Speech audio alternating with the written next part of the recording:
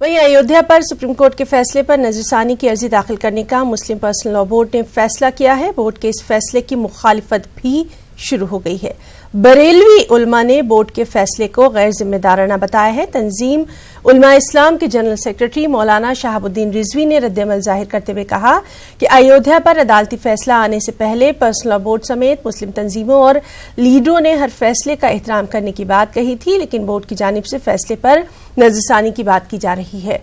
मौलाना शहाबुद्दीन ने कहा कि बोर्ड के लोग अयोध्या मामले पर सियासत कर रहे हैं। उन्होंने मजीद कहा कि मुस्लिम पर्सनल लॉ बोर्ड मुल्क के मुसलमानों की नुमाइंदगी नहीं करता।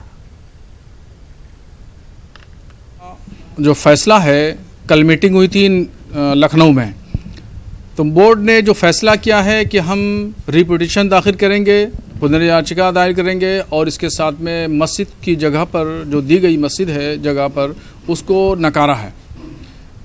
तो उलमाए अहले सुन्नत ने और हम लोगों ने मुस्लिम पर्सनल लॉ बोर्ड के फैसले को खारिज कर दिया है। उनका फैसला निहायत गैर दानिशमंदाना है और बेवकूफ़ाना है। फैसला ये हिंदुस्तानी कल्चर और हिंदुस्तानी तहजीब के बिल्कुल ख़िलाफ़ है।